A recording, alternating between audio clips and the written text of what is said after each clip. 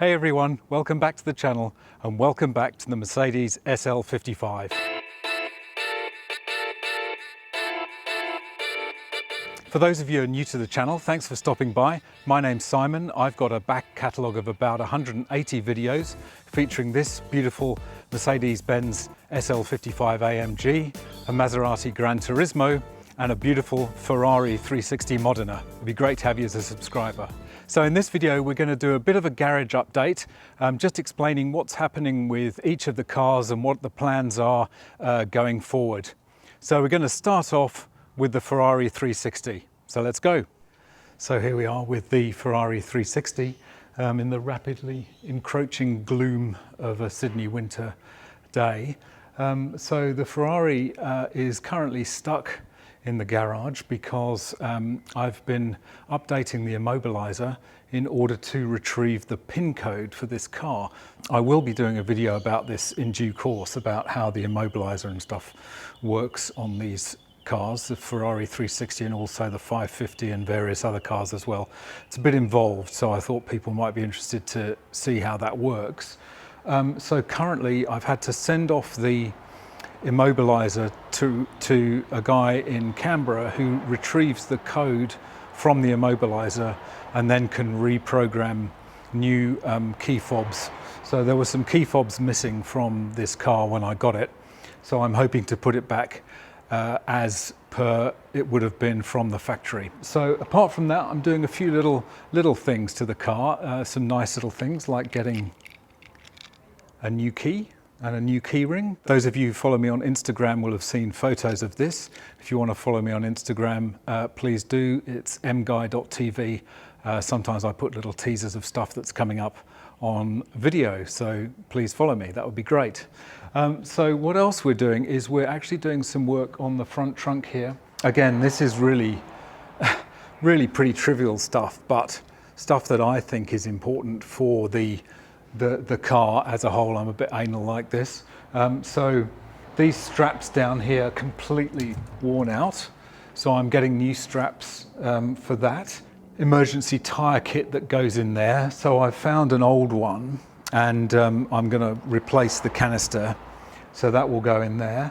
The toolkit has bits missing, which annoys me enormously. So again, I've managed to find one in the UK, which is identical, which is complete. And so I'll probably be selling off some of those tools in this one individually, so other people, if they've got tools missing, they can fit them in.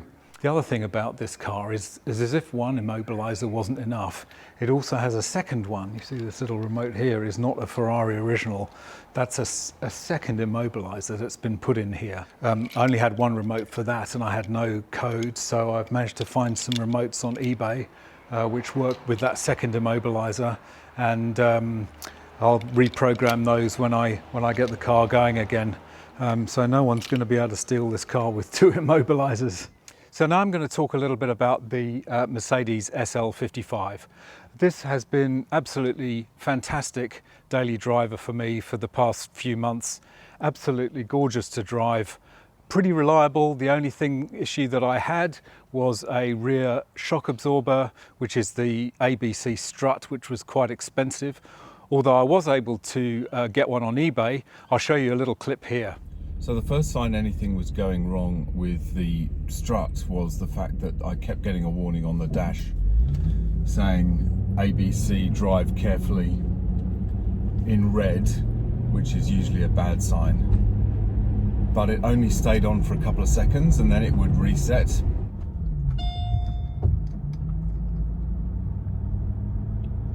That's usually a sign of one of the accumulators failing, because it fails to keep the pressure in the system up enough. When you go over a big bump, there's a sudden drop in pressure, which the accumulator is supposed to put fluid into the system to keep that pressure up, but it's not working.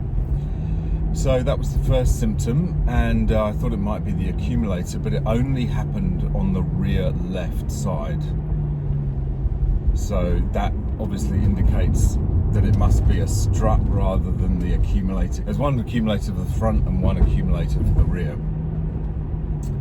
And as you may have already heard, since I've been driving a little bit more, we are now getting mysterious clonking sounds in the suspension at the back there.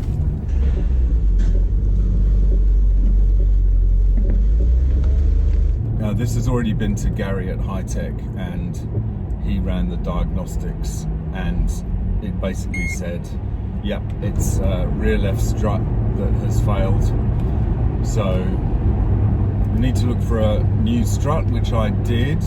New ones, I think, were, you can hear that clonking noise going on in the back. New struts from Mercedes-Benz are 4,000 Australian dollars, I think, you know. And even reconditioned struts from companies like Arnott are still pretty expensive, a couple of thousand Australian.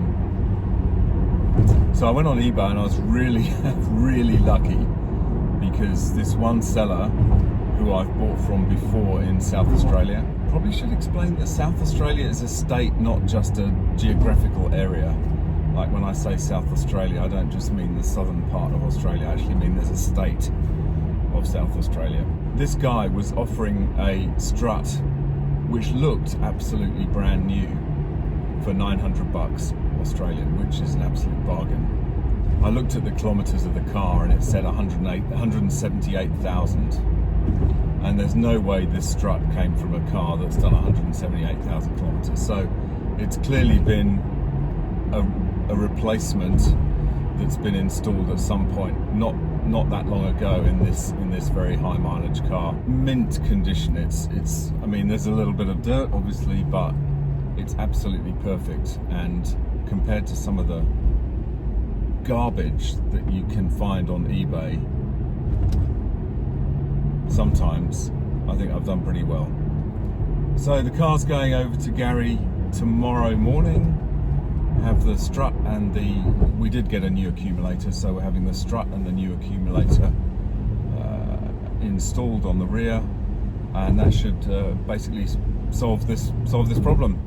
So apart from having to have that strut replaced, this car's been absolutely flawless, and it's a great daily driver. But I have to say, I am thinking of something a little bit more practical as a daily driver going forward. This was originally my third car, so I had the CL65, more of which I'll discuss in a minute, and that was kind of my daily driver, and this was a weekend open top car. And now I'm having to use this as a daily driver. There's a little bit of an issue with its practicality, only having 2 seats, and also, you know, being a 2002 car, it's quite old. It doesn't have kind of the equipment and features that modern cars do have. So I'm considering at the moment getting back into a C63.